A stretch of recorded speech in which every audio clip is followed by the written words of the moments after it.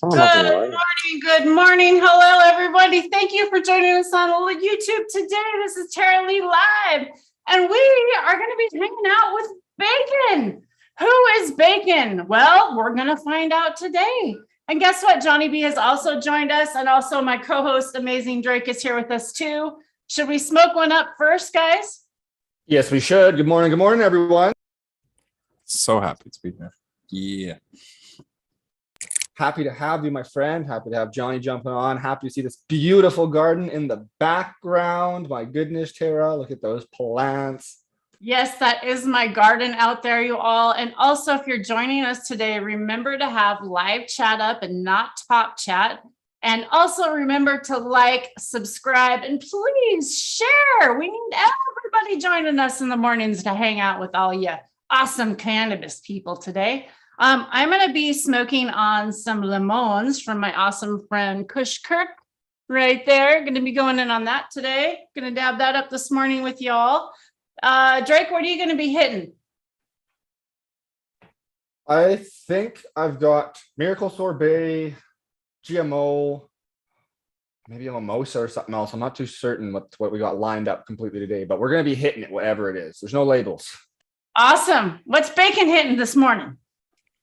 I'm on some edibles of my own, just mixed bag of everything I harvested last run, and then got some Moroccan hash I'm smoking on. So yeah. Edibles. Yeah, we should talk about that. That'll be nice to talk about that later. Awesome. Johnny B, what are you puffing on this morning with us? Oops, I got to unmute you. There you I got go. a bag of sift. I got some hash. I got these Haas diamonds. These are pretty good, actually. You guys are on the hash. I'm trying to find some good hash right now. I'm in the fridge. You're in the fridge, Okay, well, I think I'm going to be easy. I'm going to go in on my Puffco just to make it easy. I don't want to torch everything. My torch gets so loud sometimes and I can't hear everybody on here. So I think I'm just going to go in on my Puffco today.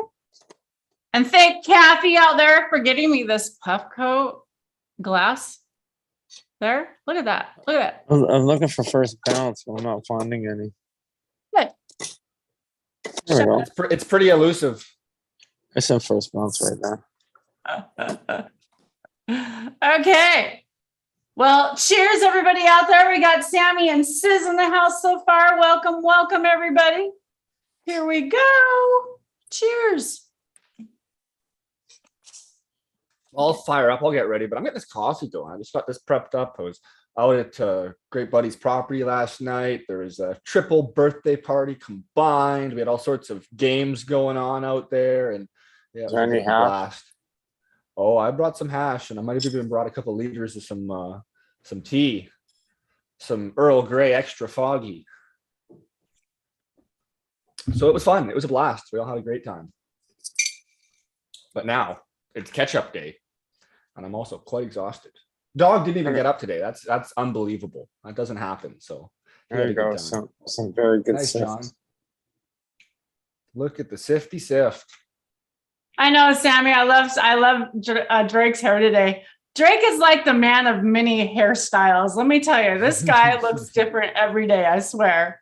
Every single day. It's great. You know, when you put the sift on top of the screen, as you're watching it go through the screen, and that's why I do dual screens. Dual. What about tripler? Well, now we're just getting crazy. You see how many screens I go through? Mm-hmm. You see the different burns, the different microns, the different leaving back. So every one of these screens gives me a different data, tells me something different about the resin. That's why I keep them this way, guys, because it's giving me messages. It's telling me how things are burning, what's left, what's got high. You can see how some of this burns. Well, smoke that darn stuff. Let's quit looking at it. Come on, smoke that already. I'm looking for the fucking dry beeline. There should be some here. Smoke that already. A little bit of the eye tell. Throw those guys out there. They got buried in the dirt. That's what happens when corporate buys out a company and then just close it down. Okay, well, you got to get on smoking that because we got an interview with Bacon today, and we want to get on with this interview today. I thought you were gonna start interviewing. You don't have to watch. Yeah, we got a Bacon interview. Come on, let's go. Shit.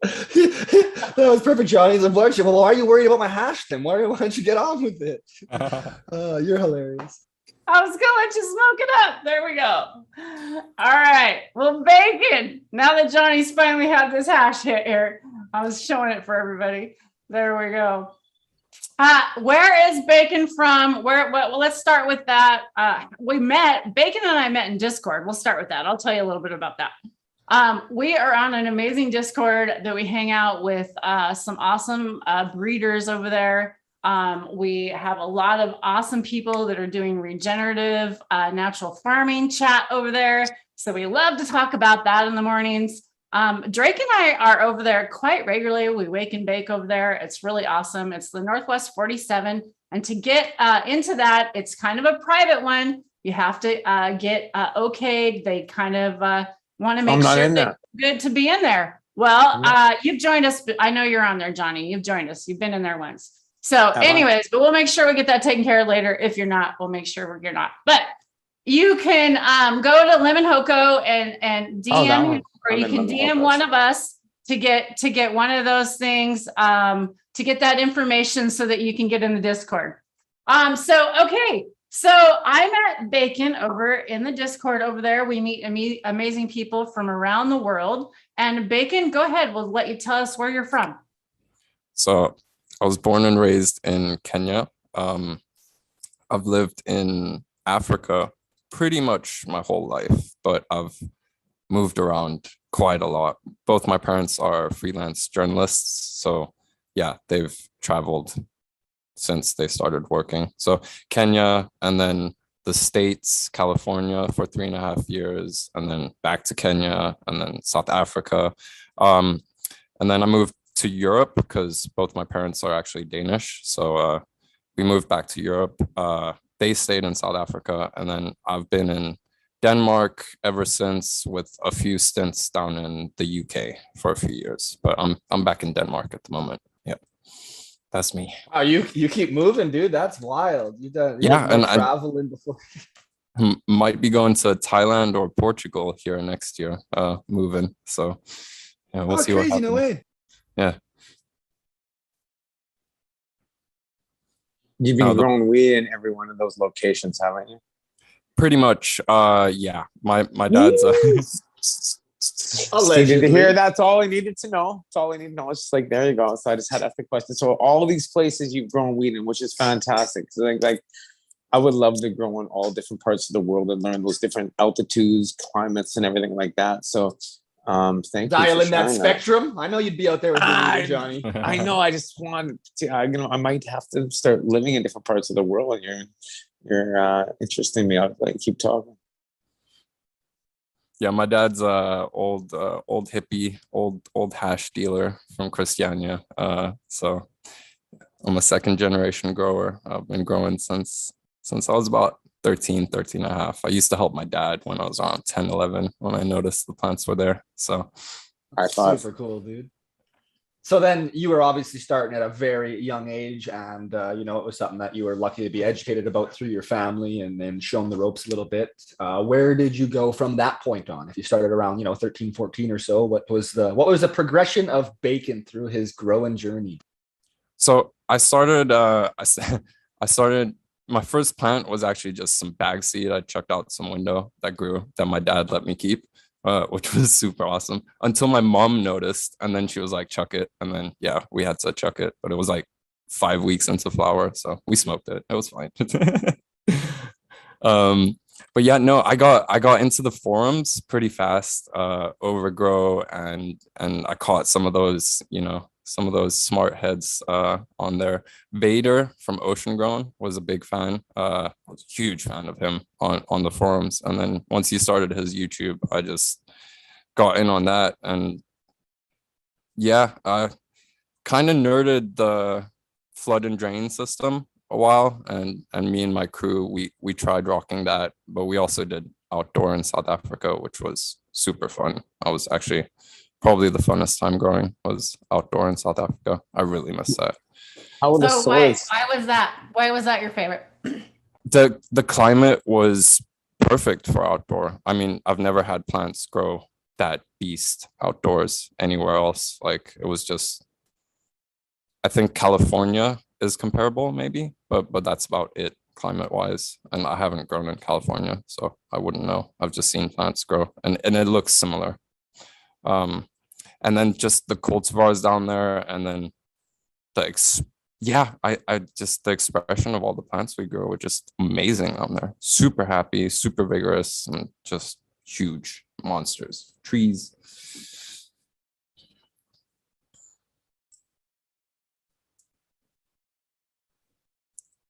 So what was your favorite cultivar that you've ever grown? That's a good question. And why? That I've ever grown. Oh, it's in between Mango Haze and Black Demina. Those two were my two favorite strains for a very long time. Never heard of either one. Can you tell me about it? Really? Okay. Black Demina is a pretty old school. I mean, they're both kind of old school strains. One of them is from Mr. Nice, Shanti Baba. Yeah, that's right. Yeah. The Black Demina actually came out of this underground guy in Seattle that had gotten hold of some Black Demina and then made some F2s and F3s of which we got hold of. And then I took further to F5 and back crossed it to the F2s we had selected and then took it down another line, which was really interesting. Completely black, just we never trained it, so it would just be one giant huge black cola the size of a nice big baseball bat. It was lovely. Sea of green, Especially when they don't mold and you just get those monsters. It's just such like it's like a climax. Yeah, and the Mango Haze, she was just I'm a hash guy. I love hash. I'm a big fan of hash, and the Mango Haze just sifted so amazing, and hash that tastes of mango. I mean, yes, please. Who doesn't want that? So yeah, it's really, really good. And the high is just, it's a sativa. It's a hazy high. It's energetic. It's cerebral. It's super pleasant. So yeah, I was super favorite. Yeah, I like those. A good day Still got lead. some of them seeds? No, I've got Shanti Baba actually holding some stock for me that I'm gonna try blow up again. I Cool. lost those seeds in Scotland, sadly, after a bust. So yeah. A bust. Wow. Have you been through a lot of busts? We have I've been busted personally. I've been busted twice myself, and then our warehouse has been busted once too. So we lost seed stock from the bust in the warehouse. How does that work when your warehouse gets busted? What goes through what happens? Holy shit, what goes through your mind? Oh my God.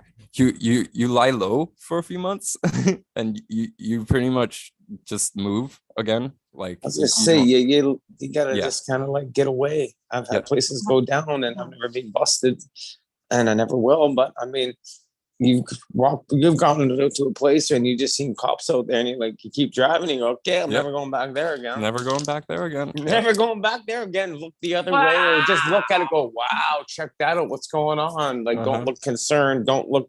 You have to look at it. You have to pay attention. Do not look at it because they're looking for that person that's going to drive by. But I mean, it's quite a feeling because I've had a feeling like that. It's so weird. It's so weird. It's like, oh, okay, am I going to go to jail? Are they coming in? How do they know where I live? Now you're living in fear for the next couple of weeks. Like you're really living in fear. You're walking around looking at the ground. Yeah. But good on you, man. You've gone through a lot. I love listening to your story. Awesome. God, that's awful, you guys. I'm really sorry that people have had to go through these things for such an amazing medicinal plant. I mean, it's just, you know what? Really sad. Those days when you had to live in lockdown, look out the window, the fear of going to jail for 20 years, growing in the 80s and 90s, it was a different feeling what it is today when it's completely like legalized. Like you pretty much just you're at a point where it's like, okay, weed's weed. It's not like how it was back then. So I I seriously respect could you. never have done it. So I respect Deep all of respect. you that have done Deep that. Because respect. like, It wow. as part of my talk I did, and we need to talk more about this, Bacon, is you need to talk more about those times of what you went through in order to get what you had and what you're doing and continuing to do. Why? What gave you the desire to keep doing something, knowing that you could go to jail, you could die for it? You would, like, we were willing to die for this plant. Understand what we went through. I know what you've gone through, so people understand what we talk about. This is, we were willing to go to jail, willing to die for something. And it's not about money at this point, guys. Tell you that, right? Tell me. It's No, not no. about money. For You me, know it what I was mean? never That's what I about mean. money. It's Like not about money. It's it's a nothing to do with money. passion. It's Exactly. it's a medicinal plant for me. Like it's yeah, Hats off to you, man. I respect exactly. you. You know, just giving. Give me goosebumps because I'm that person too. Passion for the hashing. I mean, growing since 1988. So Damn. Yeah. I got some years under my belt, and I've been through all of those fears, like getting out of the hospital, thinking you might be going to jail after being hit on by a dump truck in '91. That was part of my talk. Like just that fear alone. I'm in the hospital, and now I'm fearing I could go to jail because the cops are knocking on my door, and I had an indoor grill.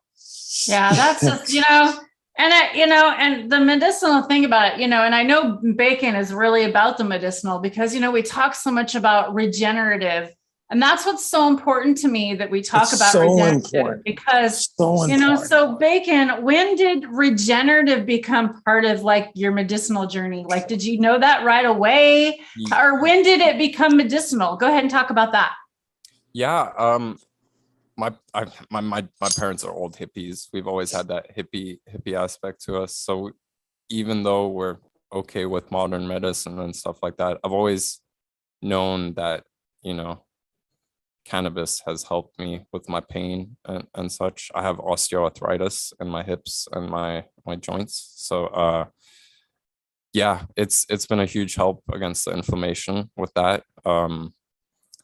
From the get-go, I noticed that I had it starting at around the age of 16. So at around the age of 18, it was really, really bad, especially in wintertime. And I just noticed like one Christmas, I wasn't smoking and it was just so bad. And as soon as I smoked, I was fine again. And I was like, oh, okay, this is a medicine for me. It's not only just for fun, So yeah, it was around the age of 18-ish where it really clicked on me. I already knew this plant was a medicine for others, but I'd been using it mainly recreationally up until that point. And then, yeah, it was just an eye opener how awesome this plant was. And that's where I really got into breeding and wanting to figure out how to, work with this plant in the best way possible, which also got me onto the path of regenerative and how to, close my loops and be self-sufficient. And it's also cheaper too. And I'm a broke artist, so that helped a lot,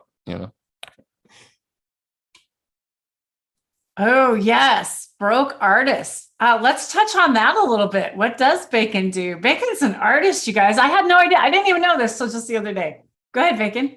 Yeah, I've always had an interest in being creative and being artistic. My dad's a photographer, so it kind of runs in the family. And breeding is a science, but in my personal opinion, it's also an art, and that personal choice and personal way of breeding impacts a creative aspect to breeding. So I've always enjoyed that. And then, I've always drawn, I've always sketched, I've always enjoyed being visual. So yeah, I draw a lot, still do.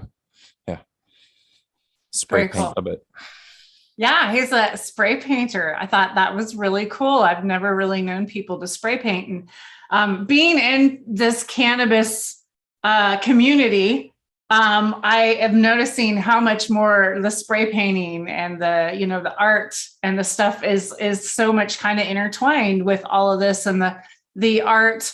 I actually saw a beautiful piece of art of the famous spray painter. I can't remember his name right now, down in Humboldt, down there at five stars. Yeah. That guy. Yeah. And it was so beautiful. Go ahead. Yeah, I feel like a lot of different cultures outside of the weed culture have kind of assimilated with the weed culture a lot, like the skaters and the graffiti artists, and there's a few others like that just are cool with weed too, which is awesome. I love it. Very cool. Very cool. So back to the regenerative part. Okay, so around what year was it you'd say you really recognized the regenerative part was really more, or you were just getting a grasp of it? Because I feel like there's like different evolutions of Yeah. the regenerative, or shall I say organic, right? First you start out in organic, and then you realize, wow, organic really isn't that great, right? Uh-huh. And then you kind of move on. Where do you feel like you were kind of moving with that? So with my background in Africa, I've always known about natural farming, actually, just because of the stories my parents have done about, poverty in Africa and how to combat that and stuff. And natural farming is a conversation that was brought up by my parents quite a lot in my youth. So that was always in the back of my head. So whenever we did our outdoor guerrilla grows in South Africa, we were basing it just on building our own compost the year before and then putting it out and then just using that pretty much as our, amendment source. And then the ground was good, luckily, so we didn't have to do that much else. But yeah, I guess it was around 2015, 2016, where I really started to dive into the science behind it, and try to understand, why natural farming is good and the difference between organic and being regenerative and closed So loop what type systems. that's awesome. What type of classes did you pursue then to take that, and what are you pursuing now? So I took some plant breeding and genetics courses at university around that time, which also you just had to take basic biology courses beforehand to even get into them, which was pretty nice. We had a lot about forestry and regenerative ag and that. And then, I'm looking to finish my university degree either in plant biotechnology with a focus on plant genetics and the computational side, or we're going to go into forestry and regenerative agricultural engineering as a bachelor. So that's the plan for next year, going back to school. Good for you. I think it's so awesome that all these guys that are able to go to school and get some of this education, because, cannabis is a plant. People have been studying plants for years. There's lots of education on plants. It's no different. It's a plant. That's the other reason why we need to fight for it, because it's a plant and it's no different than anything else, right? Yeah. It's just like a tomato plant. It's just like any other herb, like weed. Yeah. It has its aspects. And I don't know. There's this argument in Europe at the moment with doctors and governments and stuff, that there has been this study where it's a very low percentage of people who smoke those high THC varieties that are super low in other cannabinoids do get that psychotic whatchamacallit. I don't even know what it's called in English. Psychosis or something, where they're completely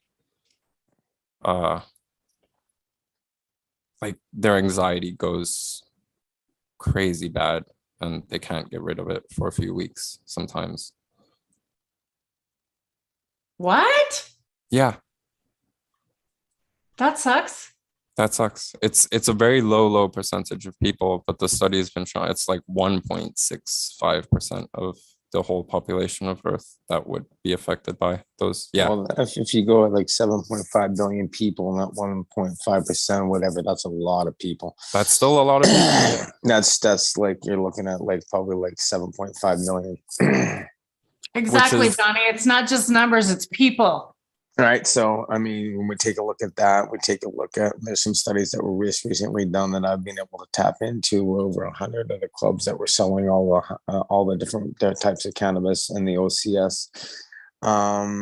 you know what?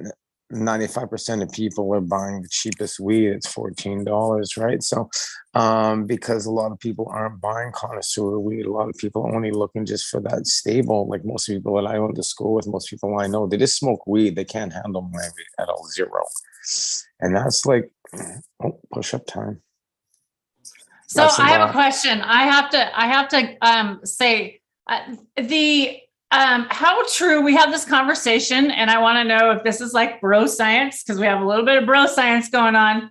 Okay, so bro science, Drake, what would you define for people? Like bro science isn't necessarily science, right? That's kind of what we're saying. And then science is science. So bro science is facts that people think that are maybe that have been going along forever and ever, and it's just kind of become fact, but it's really not fact. Come find out it's not really true, some of this. So that's when we say bro science. So those of you that out there, if you ever hear the term bro science, that what that kind of means. So the bro science, where I was kind of going with this, oh my God, I'm totally going to lose my thought right now. You're saying bro science too much. Yeah, the bro science is coming back at you now. Oh no. What were we talking about right before that? High Oh, THC shit. varieties making you psychotic, and then Johnny D. Oh, I know what it was. Ash. How true is it if your joint burns white? If there's really shit that's left over, should it really burn? Is that a really true accuracy of good medicine, or is that bullshit? Okay, let me hear that. Okay, I'm just gonna say push-up challenge. So I just did my push-up challenge, and there's all kinds of talk on the white ash. So that's your bricks levels, right? That's what we start looking at. I mean, sure, there's nutrients in a certain ash, and you could taste it. You can feel it on the tongue. You can taste stuff when it's more smoother. So, I mean, sorry, I was doing push-ups as you're asking. I'd say question. that the science is there. It's just got to be. I would like to hear from somebody that went to school. What's his thought on this? Any thoughts? And I want 710, if you're out there and you're in comment, I would like to know your comment too, because I would like to know you too. 710 would be great to ask this question with. Go ahead, Bacon. So if you're trying to smoke something that's clean, right, and then you want to test the ash for its cleanliness, you're not going to look at the color. You're rather going to look at how cleanly it disintegrates afterwards. Because if it's clean, it's pretty much just carbons and terpenes, which are going to flare off, and cannabinoids, which are going to flare off, and waxes, which are going to burn off. And so that wax is pretty much minimal, right?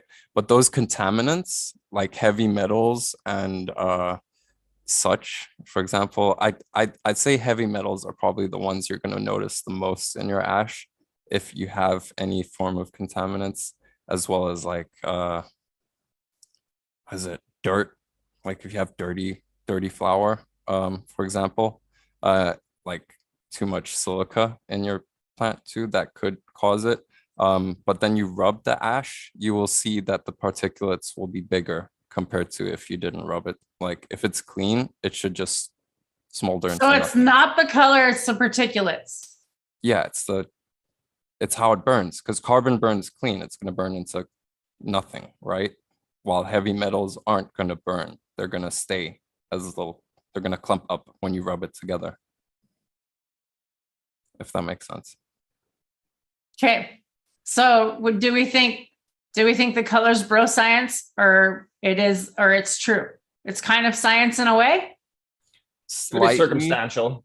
Yeah, circumstantial for sure. It's going to be yeah, definitely. It's until we get someone that's really just putting a bunch of time in, and I mean, I'm just seeing like literal, like essentially doing testing of the ash, doing testing of all the product in seeing the differences and getting, okay, all these products, their product tested this, the residual ash tested this, and being able to do a pretty easy discernment of yes, there's stuff in there, no, there's not, which I honestly probably think people have been doing to some degree. It's just there's so many of us growing, and that's something that all like find a grower that doesn't have an opinion on this. You're not going to. Everyone's, and they're probably mostly going to be somewhat different somehow, because we all have crazy ideas. So it's one of those things that I think. I have a question though. Could it make it? Because I don't really smoke joints, you guys. So that's why I'm asking y'all.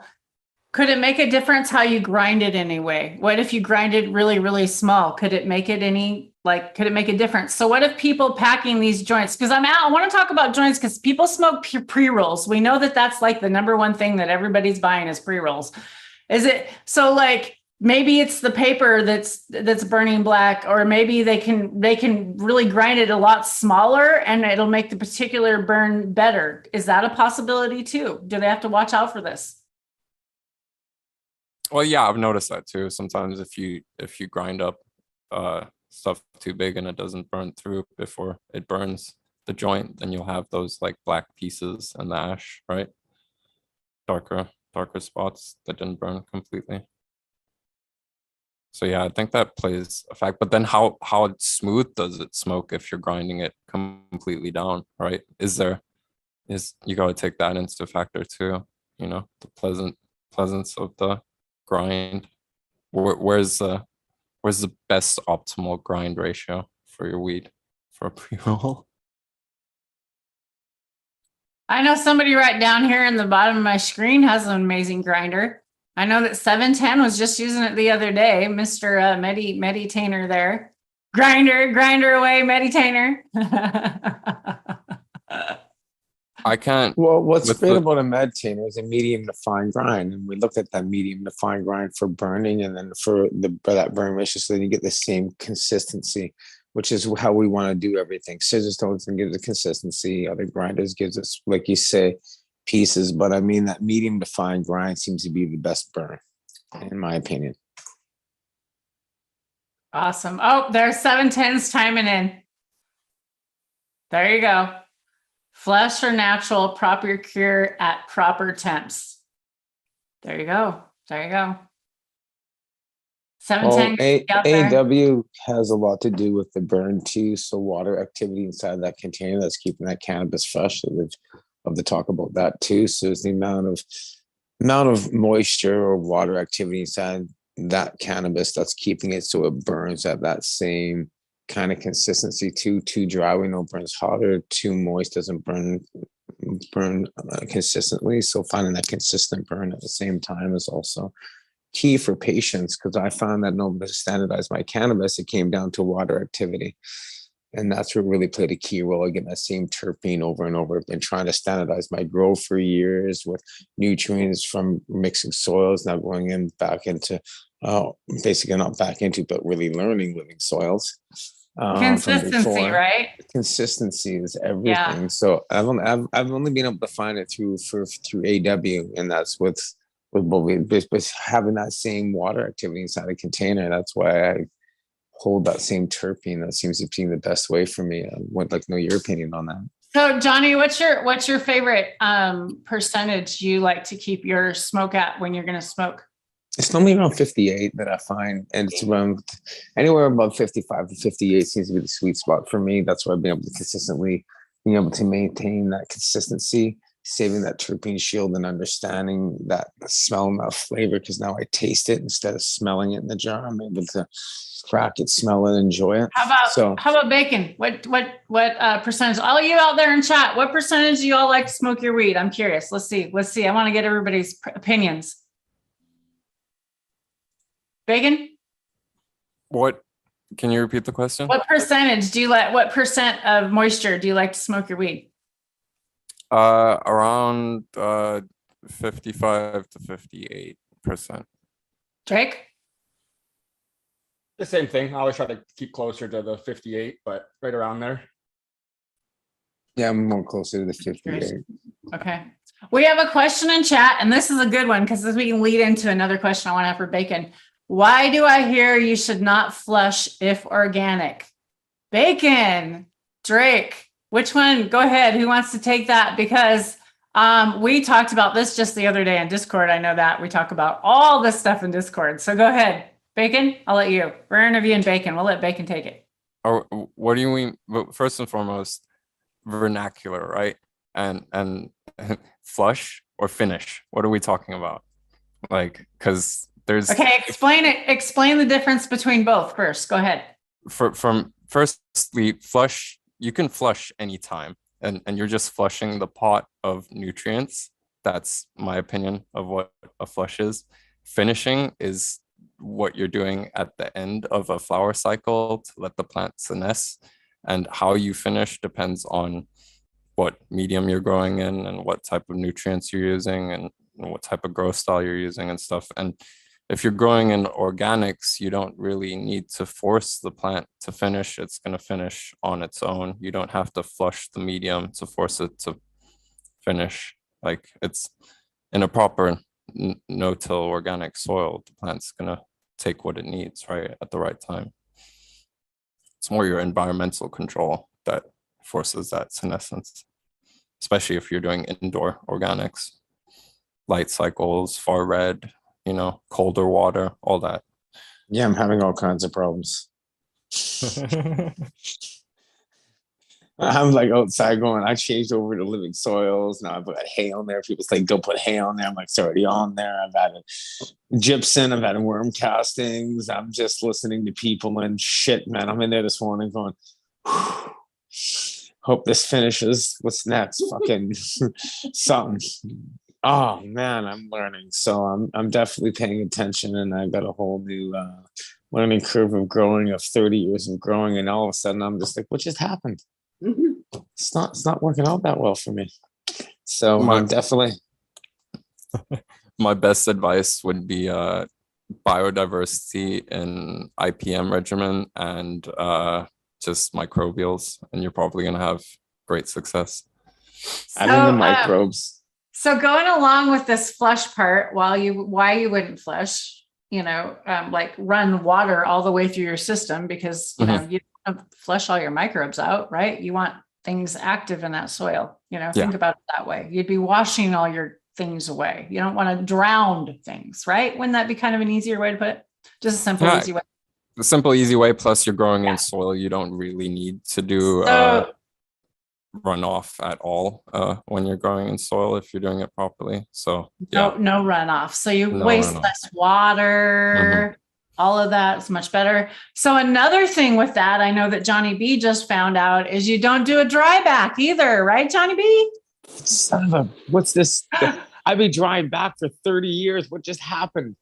I've been trying to teach people how to water. Now I'm learning how to water again. It's like I went in this morning, I'm having water out of my trays where I'm like, fuck. Now that's the reason why they're always yellowing, right? Because I'm learning. I'm just like, help. I'm not helping. I'm understanding. So moisture is my friend. So I'm afraid of moisture because moisture always brings powdery mildew. That's in my eyes, right? Especially in like week 5, week 6. So I don't like high humidity growing at this point. So now I got hay on there and I'm scared.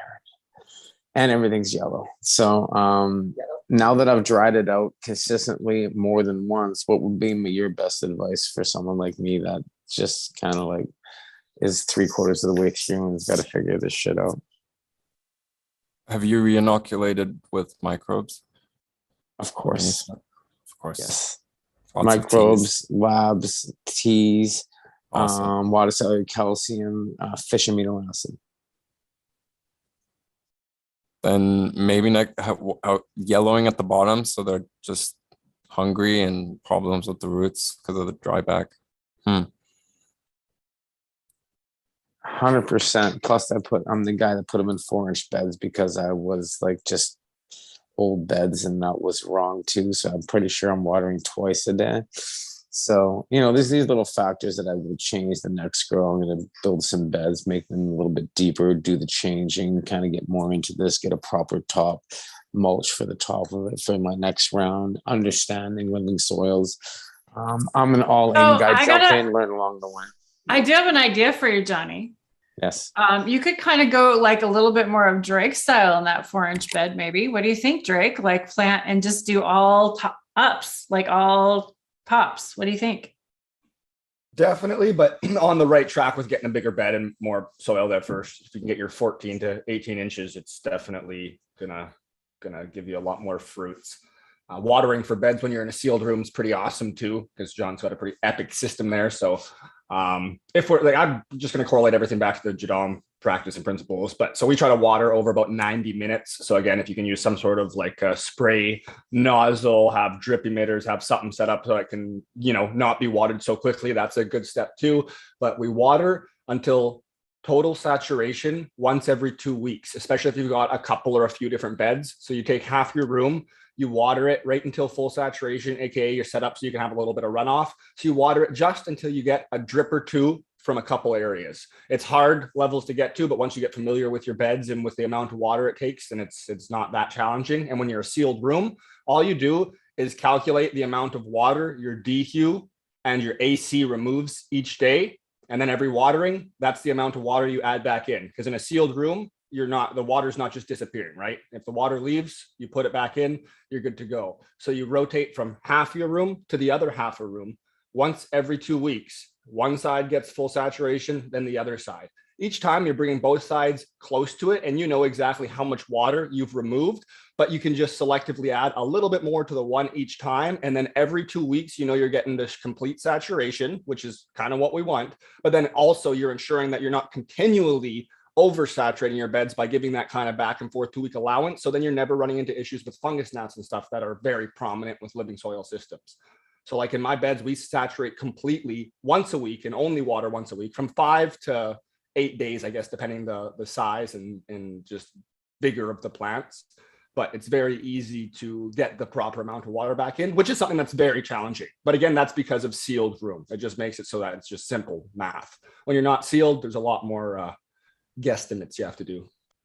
Drake, with your with your practices, do you introduce predators from outside, or do you just try to source them naturally?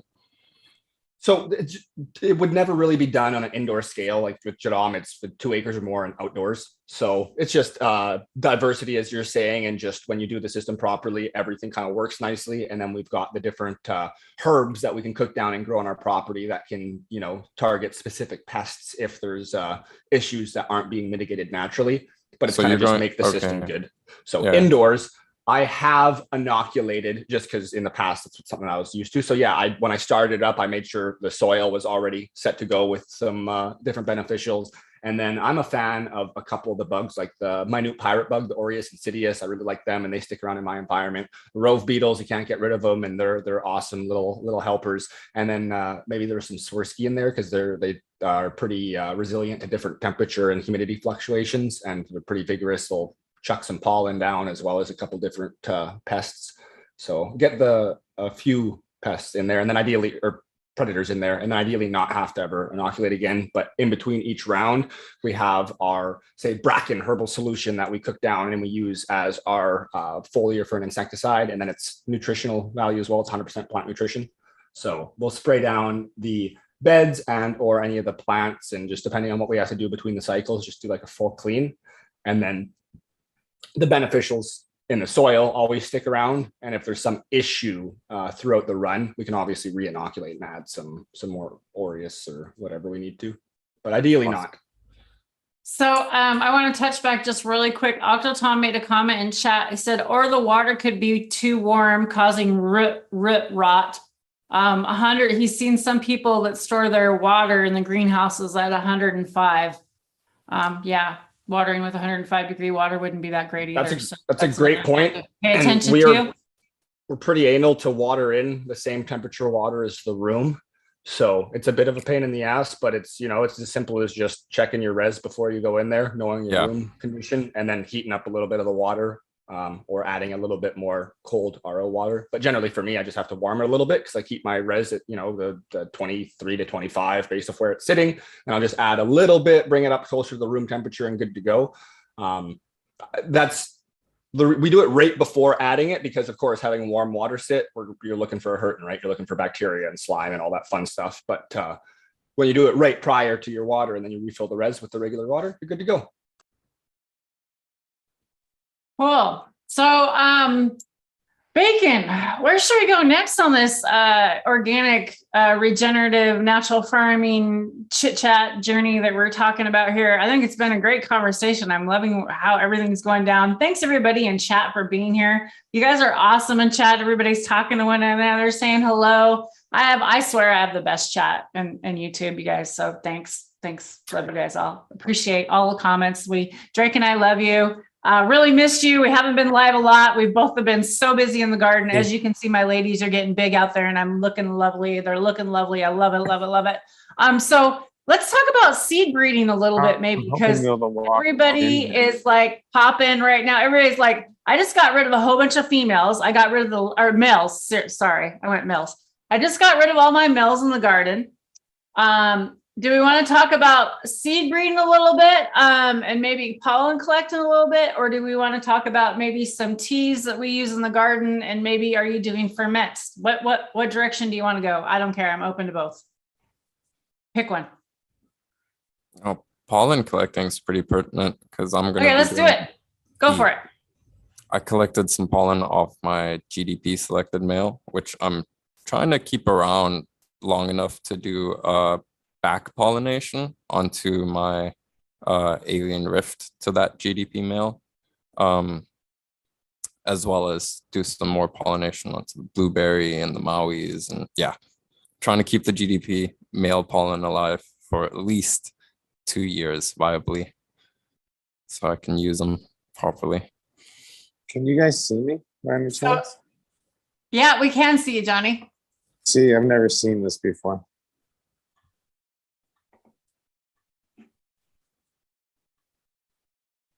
You guys got that? Anybody? Yeah.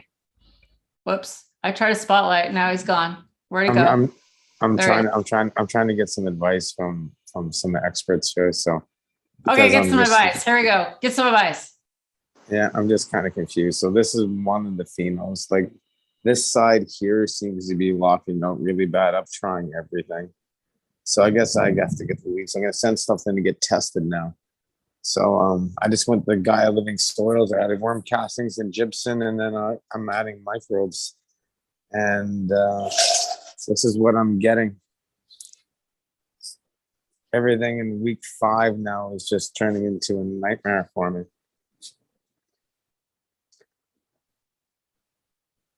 Yeah, I see that. I'm confused. I've only just did what. Yeah, they're not feeding. I'm like, these are like, what do I feed them then? Like I'm giving them everything that I'm told. Like I have fish amino acids. I've added everything. I've added gypsum. I've added worm castings. I've added microbes.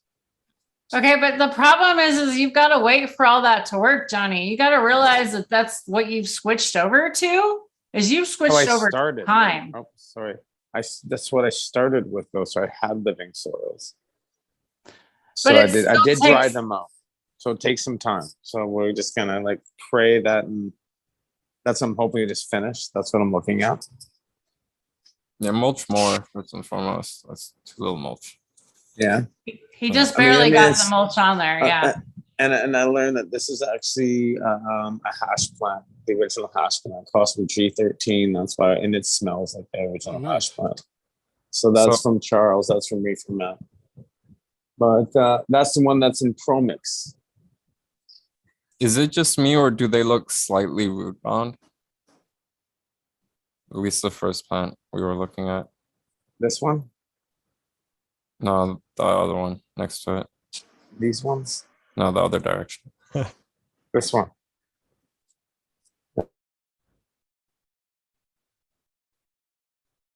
Well, most of them. There's stuff in the beds. Everything is kind of like, it's it is what it is. I needed to get things growing right. So I mean, this is, you see things are starting to change with the beds now, just on this side. So that's where I put the gypsum little torpedoes into the soil. So that's kind of in this side. I just kind of top layered it. So I'm seeing some differences, but there's some testing. John in chat says you need to meditate with them. Okay, I'll sit here and meditate with them today. Because, like, I mean, this is I'm confused. That side where it's not underneath this light, they're doing a little bit better. So you can even see a line with this light. This is a different light too. So these are kind of changing color. The light isn't on this side here, and they're greener. The light's on this side, and I'm seeing a difference under this light. So there are different lights in here too. So it's really kind of looking, but I can't really do any kind of testing when I have to learn the soils first again. So I appreciate, what you're talking about. We gotta like, what did someone like myself learning soils? I guess I should have learned a little bit more in the beginning, but I want what was on a bag. So I thought it was phosphorus. That's why I had gypsum and stuff, but that's definitely, they're just not taking in food right now. So they got to be locked out of some sort of Yeah, like you're for living like you're soils. saying, right? Like looks like there's from what you've added, there's definitely the nutrition in there to degrees, but for whatever reason, there's like Didn't a you severity just of- barely do this? They gotta have some time. That's what we gotta do. Y'all gotta I'm- realize, these things take time. You don't walk in one day and they all look better the next day. Like Oh, some no, things, no. yeah, This has been sometimes they going do on. pray and they look nicer the next day, but sometimes when you get them hurt, they're gonna take a little while to jump back. I'm just trying to say, give them some time. But I also think it's dab time because I think it's Yeah, I ready to agree. smoke one. I'm totally ready to dab. Thank you for let's- just talking about this with me. I'll get back inside of the room. But Yes, I as was you were like, Johnny, talking let's about get it, back in there and dab. Come on, let's go. just wanted to Moldy bring- bacon bring- talking ask some about questions. And then let's get back to the pollen talk. We were talking about Pollen collecting talk. the pollen. And you were Appreciate saying, so collecting the pollen, you're going to do, the pollen is going to be like, you wanted to keep it for what, how many years? You're actually keeping it for 2 years? Wow. Yeah, 2 years. I'm trying to keep it in. So So how are you storing that? Let's hear about that. I filled the tiniest vial I could find full to the brim with pollen, and then I sealed that in a back sealed bag, and then I put that back sealed bag in a bag of rice that I back sealed, and then I put that bag of rice in another bag that I sealed, and then it's in my fridge. I've got 2 vials actually, so I have, when I'm using it, I'm only opening up the one, and then the second time I'm using it, I'm opening up the other one. So I'm not reopening the vial and then storing it back again. It's one-time use only. What about collection and drying prior to the storage? What do you like to do? Try to wait for the optimal time for when it's dropping pollen, and then I tip the plant carefully onto a big parchment paper, and then I literally give it a few tippy taps carefully and let it fall onto the parchment paper, lift it up, and then fold the parchment paper, collect it over a screen so you get rid of all the pollen flowers that have fallen off, so you only get the pollen, and then scrape it into a vial carefully with the brush. Okay, so someone said something the other day about be careful not to use a bag that has static. Could static actually kill the pollen? Or is it just because the static's a bitch to get the pollen all off of? Any idea? I think it's the second. I'm not sure though. I wouldn't know. I was thinking, like, could it actually kill it? Like, what could you From what I freeze dry pollen? understand, I freeze dried my pollen. I put it, not freeze dried, but had it in the freezer for years. And I've always used horsehair and parchment and put things in petri dishes and stored it with rice because static, because from what I've understood, is a bad thing to your pollen. So that's just from, for some reason, it's always stay away from static. Interesting. Unless you're making hash. Unless you're making half. Yeah, that was a good one. Huh? I love it. Yeah, dab time. Okay. The pollen. I was gonna say. So, what about like? What's your thought about collecting? What pollen mill to use? How do you pick your mills? Like, so do you use the first one to flower, the latest one, or does that really matter? Maybe it's more about what kind of plant you're looking for. Go ahead. So yeah, selection is always key. But personally, we're working with drug type cultivars, so we want to select towards drug type cultivars, and those early flowering males have a tendency to be more of the hempy males that give those hempy traits. So we stay away from those, at least most of the breeders I've talked to and myself do. Besides that, there's a few criteria, and then next level, you get a really good microscope and you look at the pollen grains under a microscope and you can tell if they are viable or not. And you can also tell if they are a monoecious or dioecious variety by the. Okay, never heard either one of those. Let's talk about that. What is it? So if it's a Hermy or not. Oh, that's what that means? Yeah. Never heard those words.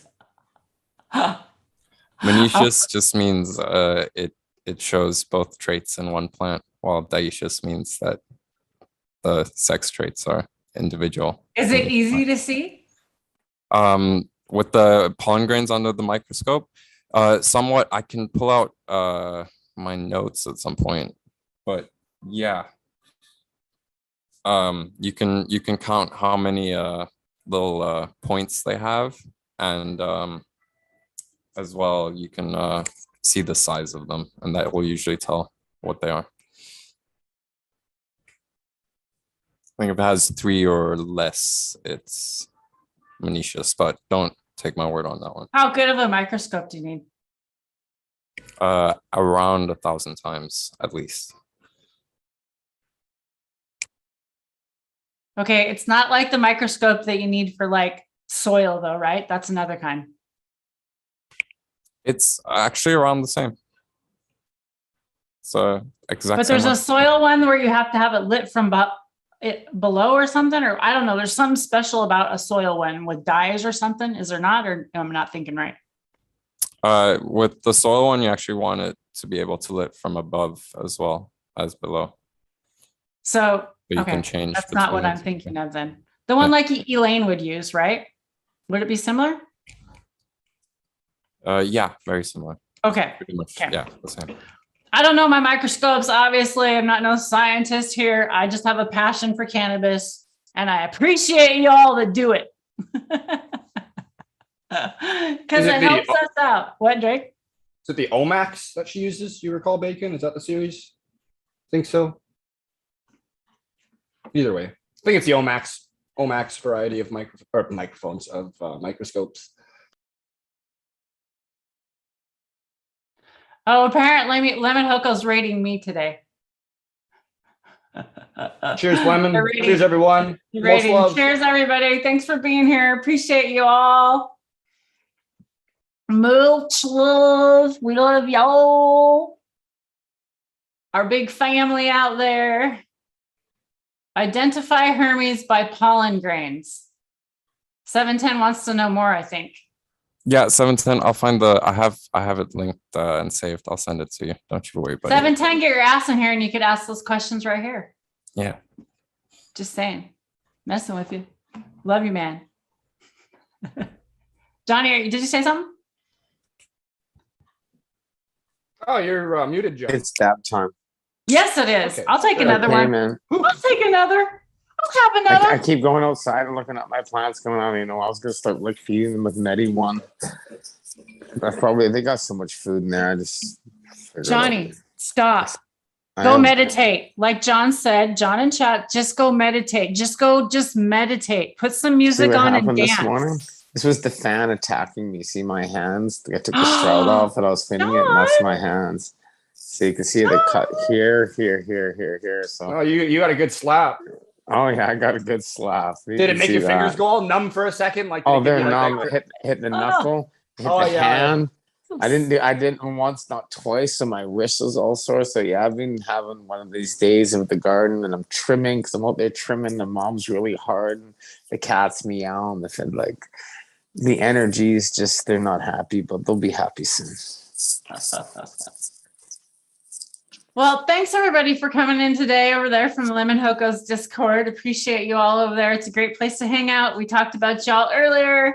That's where we met Bacon at. It's a great place. We had a 420 meetup this last year. It was an amazing time, and we're planning a 710 meetup next year, I think. So y'all might want to hang out with us. I don't know. Maybe. Might be cool. Might not be. I don't know. We'll see. Had people come over from the UK. 2 people, and yeah, it was fun. Lots of fun times. Is there anybody that would like to join us on Zoom and talk with Bacon and ask him any questions or does anybody have any questions out there? I would be happy to put the Zoom link out there if you guys want to join and smoke it up with Bacon. And I definitely would like to invite Bacon back on to have some more of these talks, because Drake and him, I know, could have some amazing talks about some of these teas and stuff that they've been making, because Drake has been so freaking busy, y'all. I don't even get to have him anymore. He doesn't even get to hang out with me anymore. He's just like, he's in the garden and like, yeah, I don't even see Drake. Who's Drake? Well, when you're gardening outside, and this is getting into September, so all the work is now. This is when this is all the work. Now is harvest, and winter is the season, and it's time to kind of battle down the hatches, get what you have. I'm looking at my pears ripening, my plums. You see, I'm walking around my yard eating all fresh fruit, going, shit, I got to pick all this shit. It's going to start going bad. Like, and he's got chickens, he's got it all. Plus, he's got his farm and he's growing his medicine. So you can imagine how much stuff Drake's got going on. All you other out there who are doing the same thing, like we all do, because we love it. And we're willing to go to jail for it back in the days because it was a passion. Just like you're saying, Bacon. Yeah, it is the busy time. Tomatoes are ready to harvest. I'm picking squash daily. I'm picking blackberries daily. I'm picking tomatoes. I'm going to have so many tomatoes coming out of my ears. I'm over strawberries. I don't even pick the strawberries anymore. I'm so done with strawberries. I should have dried them and done stuff with them, but I just didn't have the time and the energy this year. So that's okay. Dab time. Next year. They're going to be bumping next year because you. Yeah, I'm already planning next year. I'm so ready for next year, but I'm ready for this year. I'm happy with what's going on. I have been such a minimalist this year. Drake's a maximist. I'm a minimalist. I get jackhammers starting on Tuesday. We start jackhammering my basement because of the flooding. Remember last year, so taking care of that now. Finally, it's taking this long to start getting the work done. Hi. Well, that's great to hear. It is. And I'm putting in a suite, so when you come here, you have a place to stay. Oh, even better. Oh, there's another awesome organic farmer in chat there. Regenerative Visible Farms. Thanks for coming in. Appreciate you too, man. Hey, cheers, Bill Gore. Mr. Peelgore. So, Bacon. We talked about pollen. Teas. Let's talk about some teas or fermentations. What's kind of like your style? Like people talk about KNF and they talk about Jadam. How would you kind of call your style or your tech? What's the tea, Bacon? What's the tea? At the moment, I don't do that many teas. I'm trying to source a good compost source, but I might be moving within a year or two. So at the moment, indoors, it's actually just been BioBiz, which is okay. I've been happy with the product. It's pretty nice. And then outdoors, fucking around with a few different compost products here locally. Still figuring out which one's the best one. And yeah, that's about it at the moment. Once I'm happy with it, I can start brewing with it and working with it. But also, yeah, saving up for a microscope at home because I really need one again. I miss it. What style microscope are you going to go with? Like, as far as how intense? Like, you're going to go for like the 1,000, 2,500 type thing, or where you? Yeah, I want to get it so it's USB plug into my computer, for sure, and then top and bottom lighting, at least 1,000 times, but preferably if more, it would be awesome. Yeah, I'm seeing, because I was looking, I think it is the Omax, if I remember correctly, that Elaine uses and recommends. Yeah. Oh, they're even on sale right now. They are not the cheapest, of course, but 738 American. So not horrible, but that's a 40 to 2,500. And then it's got a 3.0 USB and the binocular compound, all the fun stuff. But yeah, you're looking at like, for us, like just over $1,000 Canadian, which is quite the investment for the home grower. Yeah, no, I think the ones I've priced at, they're sitting between 100 USD to 150 USD. So they're a little. Oh, nice. Yeah, that's awesome. But yeah, it's only up to a thousand times zoom, which is good enough, but you'd prefer higher. Like, yeah.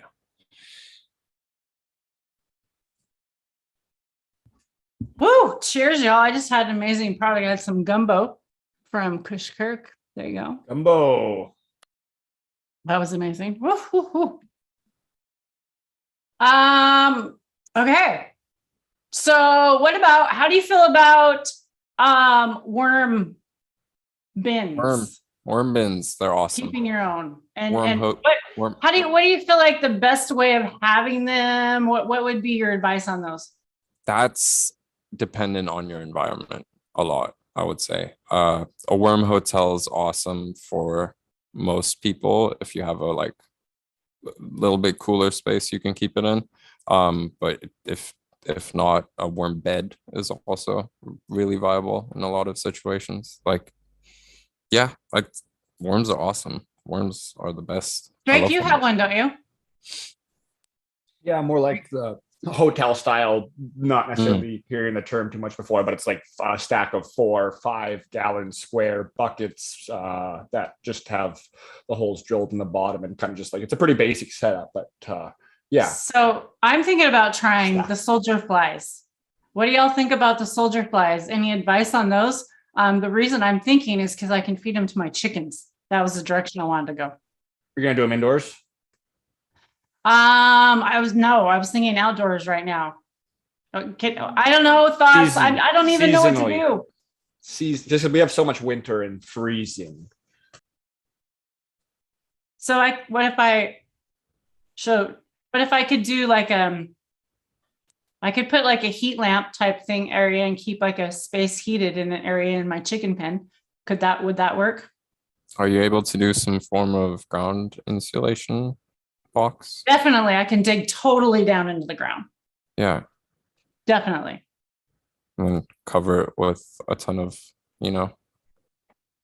So like the worms in the ground are the best. Like I go outside and I lift anything up and I got like 100 worms underneath a log. So my yard's pretty good full of worms.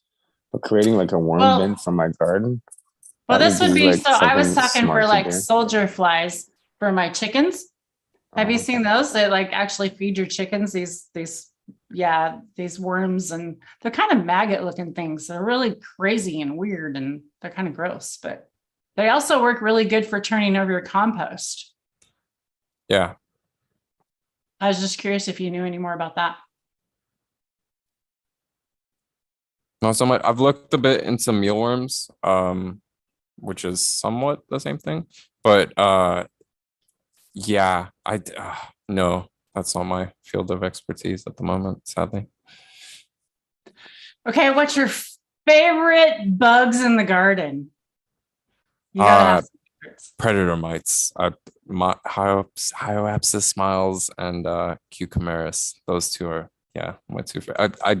In the environment I'm in at the moment, we're dealing a lot with thrips and gnats, always gnats, but thrips especially here up in Scandinavia. So Cucumeris, I'm finding out is my best friend.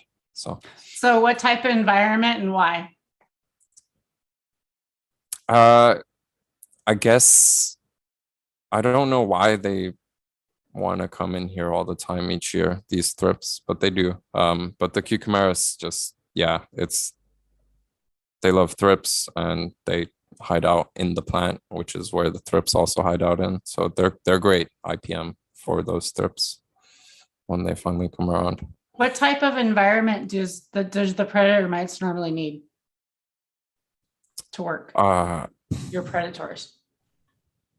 I mean, I'm giving them the same conditions as my plants usually, and they'll stick around for a good 6 months or so, depending on. I try to have a donor plant in there usually for the mites, which is usually a green pepper plant. They're pretty happy with those green pepper plants to keep them around for a bit longer. But I find the fungus gnat pressure, which is almost constant due to the amount of natural stuff I'm bringing constantly from outside, and just outside pest pressures going in and out, bringing cuts from outside and stuff. I tend to keep my mites around for good, almost the whole season, but I usually get them halfway through again, just in case. Drake, did you order any this year? Yeah, earlier, some of the ones what I mentioned. Well, I got those as well. The Hypomite, Stradioelapse, Skimnus, whatever the fuck they're called now, and then the Aureus Insidious, the Minute Pirate Bug, same thing.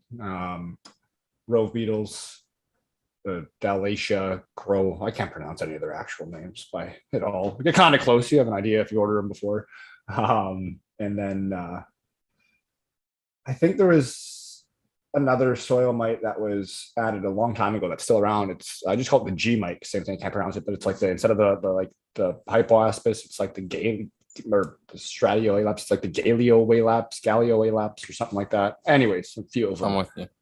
And then there's this Whirly mite. Whirly, so I can't even remember how to fucking say that, but Zenthanol was speaking about it. But they look super cool and they just rip around in circles. And those small little red ones, right? Yeah. Speaking about Zenthanol, we're going to have him on soon, aren't we, Drake? Weren't you resetting that up? Yeah, we're supposed to be for sure. Yeah. We gotta get back in the swing. It's on us. For We sure. do. Shit. We got it back in our swing. Trying. Well, this is kind of started off Waking Bit with Bacon, y'all. What do y'all think about this kind of on a regular weekly kind of thing? Getting Drake and Bacon in here and maybe 710 and Johnny. That'd be fun to hang out with these guys every time, have something going on. I don't know. It'd be kind of fun. I'm down. Get more of you in here. I'd love it. What, Bacon? I'm down. Well, here you go. The first thing I'm doing is I'm having my lease. I'm sending this off to the laboratory to get tested. So I got to know what's going on, right? So instead of looking at what's going on with this, on Tuesday morning, I'm going to send away all what's going on with all the leaf that you're seeing, and I'm going to see what's going on.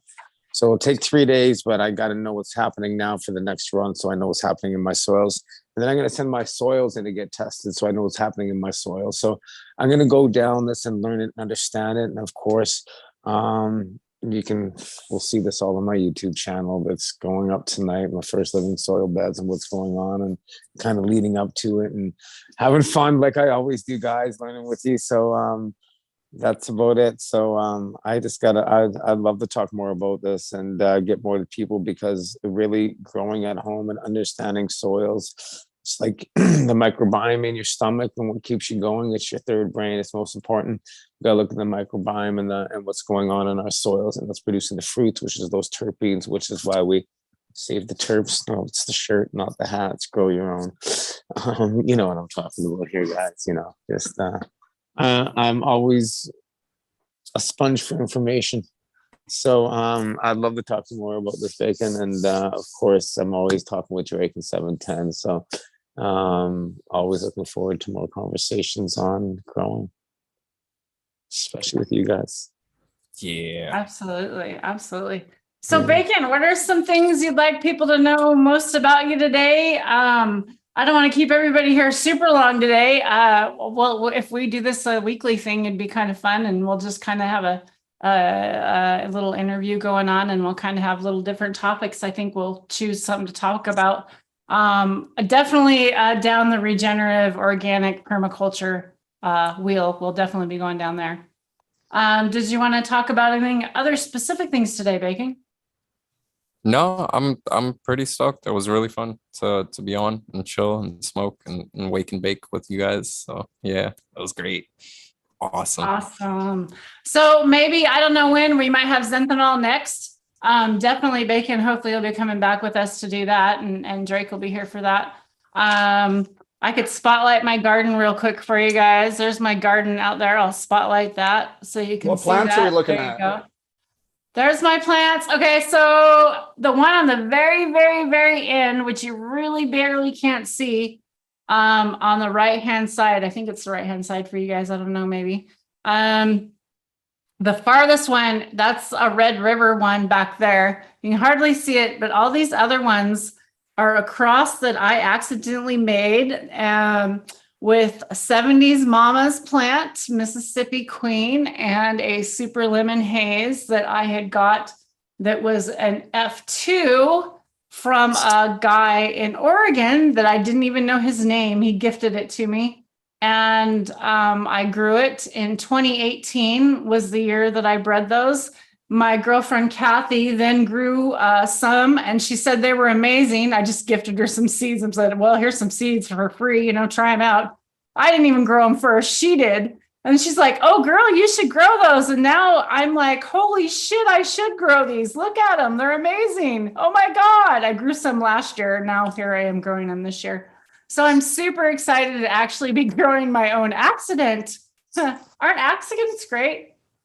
Accidents are great. They can be. I'm just joking. So anyways, I also have some of these down in my pit that are already frosted up, and I think it's because they have less light down there and they're getting shaded first. So they are definitely have a lot more trichomes on them, and they look amazing. I'm going to get some pictures and take some pictures, and hopefully I'll have some pictures for you guys next week. And then I'll have you guys in another spot in the gallery. In the gallery. Oh my God, I was going gallery. I will have you guys in another spot in my garden next week, so you guys can see another spot. Johnny B, any final thoughts today? He's got the push-up challenge going on, always doing the push-ups. Keep going with the push-ups, guys. You know what? Write everything down, what you want, your plans, how you're growing your garden, what strains you want to grow in. Give yourself a little catalog, and just always keep growing and keep learning. It's the best way. Don't guess it, just do it. And as you're on your plane ride, you'll start learning how you can enjoy the trip. So the fuel is the why. Why do you want to do it, right? And the how you're going to get there, as well. It's going to be all those resources you're going to go after, and have fun doing it. So enjoy it. Keep growing, guys. Never stop it. Yeah, love it, Johnny. Beautiful. And say that again. Go ahead, Big. Yeah. Oh yeah, I agree. Stay irie, stay smart. Yeah, notation is key. Like write it down. We're stoners. We forget. We need to write stuff down. Write it down. Key what you want, what you have to do. Keep a journal. I do it as a grower. I keep a journal of my strains, what I got going on in my garden. Do the same thing for your life, and keep growing. Beautiful. Drake, did you want to give us a little update? What you got going on? Oh yeah, we got lots going on. Got the indoor room going, which I'm working through some things similar to John. You got a few different issues going on. I'm trying to analyze somewhat, but we're like I said, just bringing this whole plethora of techniques indoor and at super small scale is a lot of fun. So I'm kind of having a blast with it no matter what. Got a bunch of things from Breeder Steve that I'm super excited about. Thanks, Steve. Got some fun plants to play with, but again, brought those from outside. So treating those with our sulfur techniques, like the drum sulfur, and so just a couple different ways to mitigate bringing in some sort of mildew or any of the issues that can come from being in the Pacific Northwest outside. All that's looking really good. I did some other cuttings recently, and then outdoors, we're just hitting transition for the most part. There's a few plants that are starting to throw some stigmas, some hairs out there, and actually look like they're going to make some buds soon, but it'll be the end of October for sure if we were to get the weather where we have anything that's even worth pulling down. So we'll find out if we're just growing for fun or not this season. And then same thing goes for out at the farm, but it's even slower, or like it's quicker to get cold there, but it's close enough that the spectrum and the light difference isn't that insane. So it's not like it triggers a bunch earlier. It just gets colder and rainier a little bit faster. More rainy, making up words. It's time to go. Thank you everyone for tuning in. We really appreciate it. It's been a fun time. I had a late night, was out in the bush having a blast, like I said, when we first came on. So it's time to go and, hobble my way through the garden and get Drake's caught up. making this mushroom tea, y'all. He's got this mushroom concoction. It sounds amazing. I want to try and make it. Tell everybody how you make it real quick. London extra foggy. No, it's very simple with your mushroom of choice. If they're the fun ones, the medicinal ones in the sense that give a little extra thought process. There we go. Those ones specifically, whatever you care to work with, you just add it to boiling water soluble. So say you got a tea you like, you got some mushrooms you like, you boil your water. You can add whatever you would like into it. You let it sit there for a couple minutes, give it a stir. I like to do 4 or 5 minutes just to be a little anal. Add your tea bags in, remove the bodies and those bags after, set time, however long you want your tea in there, whatever your tea is, however strong you want the tea. Generally pretty strong to mask the flavor, like Moroccan mint or ginger orange. Usually tea bag per 250 mils, and then a teaspoon of ideally some local organic honey if you can source it, and a little splash of some lemon juice, and you're ready to roll. It just makes it a little bit more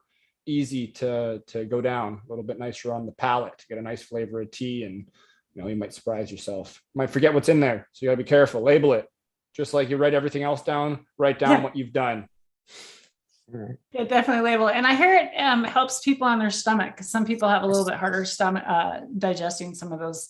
Actually chewing the body sometimes bothers people. And so. microdosing has definitely been helping me. If anybody has any questions out there, I don't mind answering any questions for anybody. Go ahead and DM me anytime. I'd be happy to chat with you. Also Zoom, Drake and I, either one of you are really happy to hang out with you. If you need any questions, or you feel like you just want somebody to sesh wish, we would be happy to hang out with you. So just contact us. Bacon and Johnny, thanks for being here again. Hope to have you both back, hopefully, and we'll definitely be hanging out on Zoom. And Bacon, don't leave yet. Just stay right here. We'll just close this down. Thanks, everybody, for hanging out with us. You have a fabulous day. Again, peace and love and happiness and health to all of you out there. I hope you have a fabulous week, and hopefully we'll see you back next weekend. Peace and love.